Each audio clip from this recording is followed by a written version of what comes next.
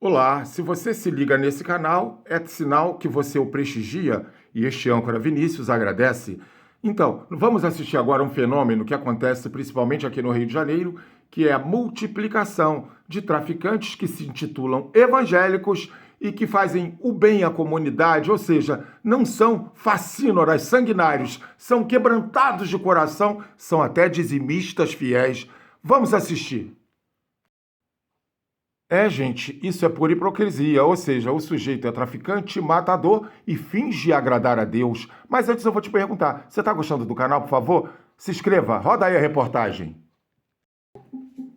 Bandeiras de Israel pintadas em muros de favelas do Rio de Janeiro, nomes de grupos criminosos com referências religiosas. Por que alguns traficantes cariocas estão usando símbolos bíblicos nos seus domínios? Eu sou a Letícia Mori e eu vou falar nesse vídeo sobre a aproximação do tráfico com a religião e a cultura evangélica neopentecostal. Alguns pesquisadores chamam isso de narcopentecostalismo, mas outros são contra o uso desse termo. Eu vou falar disso mais pra frente, mas eu quero começar dando um exemplo do uso da religião pelo tráfico. O Complexo de Israel. Eu estou falando de um conjunto de 5 comunidades na zona norte do Rio, dominado pelo Terceiro Comando Puro, uma das maiores facções do Estado. A Estrela de Davi aparece em muros e bandeiras nas entradas das favelas e foi vista até em neon no alto de uma caixa d'água na comunidade de Cidade Alta. Segundo a polícia, esse território foi batizado de Complexo de Israel pelo chefe do tráfico local. Pesquisadores dizem que é uma referência a uma passagem bíblica que cita a terra prometida para o povo de Deus. O grupo que o traficante comanda também tem um nome relacionado à religião: Tropa de Arão. Arão é o irmão de Moisés, um dos principais personagens do Antigo Testamento. No início, a Tropa de Arão dominava o tráfico na comunidade de Parada de Lucas. Hoje, também controla o tráfico nas favelas de Cidade Alta, Pica-Pau, Cinco Bocas e Vigário Geral, segundo a polícia e centros de pesquisa em segurança pública. É importante lembrar que a comunidade evangélica em geral rejeita totalmente a ideia de que um traficante possa ser evangélico.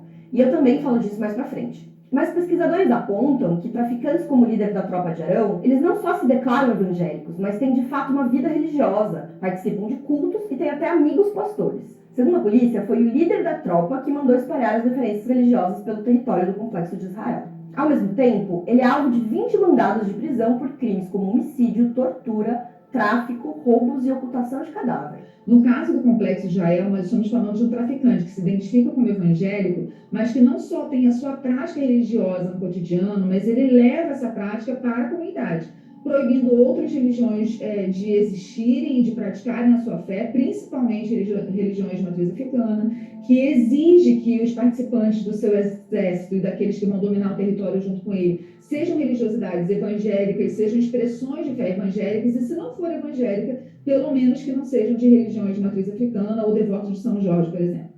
Mas essa ligação entre o tráfico e as religiões pentecostais não começou agora. Uma das primeiras pesquisadoras a estudar esse fenômeno foi a Cristina Vital Cunha, da Universidade Federal Fluminense. Entre 1996 e 2009, ela analisou a aproximação de traficantes com evangélicos em diferentes comunidades do Rio. Olha só o que ela descreveu. Nas favelas do Acari, de Santa Marta, a rádio de comunicação dos traficantes apitava todos os dias às 5h30 com uma oração do chefe do tráfico. O chefe do tráfico, ao mesmo tempo, falava com Deus, pedindo proteção, e dava orientação, pedindo para os subordinados matarem menos e dizendo para os líderes comunitários cuidarem das pessoas. E aí não se tratava só de pedido de oração, pedido de proteção na vida do crime. Era a participação ao mesmo tempo no crime e na vida, nas igrejas, na vida comunitária. Então, a participação em cultos, pedidos de cultos de ação de graça, financiamentos de cultos de ação de graça, participação em corrente das igrejas. Um dos traficantes que está lá documentado no meu livro, Oração de Traficante, fala sobre o seu lugar como dizimista em uma igreja de uma denominação nacional. Então, era um fenômeno diferente do que se identificava até aquele momento e que se mantém até hoje. A pesquisadora Cristina Vital Cunha aponta que esse processo é mais complexo. Não é que antes todos eram da Umbanda e hoje todos são evangélicos. Essas duas fés sempre conviveram. Um outro equívoco, em termos assim, sociais, públicos, que é a ideia de que nos anos 80 e 90 nós tínhamos os traficantes que eram aí ligados ao candomblé e à Umbanda, fartamente retratados tanto na bibliografia acadêmica como também na literatura, e que no movimento linear, como se fosse exatamente uma mudança total desse contexto. Antes eram traficantes macumbeiros e agora são traficantes evangélicos, e não se conforma a isso. Outra condição central para o surgimento desse fenômeno é que as igrejas viraram um elemento muito importante no dia a dia das comunidades. Elas passaram a representar segurança, apoio material, espiritual e até apoio psicológico aos moradores das favelas. Eles funcionam também como uma guerra espiritual, ou mesmo como uma guerra santa, né? Contra os demônios, né? Contra os inimigos religiosos. Os traficantes do Complexo de Israel, né?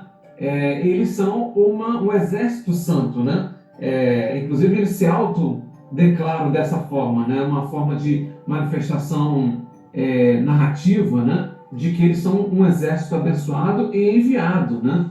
O Silva Correia também explicou que para muitos cristãos, ser evangélico não é só aderir à crença, é ter ações e um estilo de vida que respeitem essa fé. Na sua pesquisa na Cidade de Deus, os traficantes próximos à religião eram chamados de traficantes de coração aquebrantado, mas não de evangélicos. Já a pesquisadora Cristina Vital Cunha conta que os moradores das comunidades que ela entrevistou faziam muita questão de fazer uma distinção moral entre eles próprios, os crentes de verdade, e os traficantes que tinham uma vida religiosa. Eles diziam que esses traficantes que a gente poderia chamar de evangélicos, eles de evangélicos não tinham nada, né? Porque eles davam um falso testemunho, ou seja, dizendo, o verdadeiro evangélico, ele atua com a palavra. Ele não tem a palavra só como um valor moral de referência, né? Mas como uma prática cotidiana, né? Ou pelo menos visam ao atendimento dessa prática cotidiana. Independente dos termos usados, a aproximação de traficantes da fé e das redes evangélicas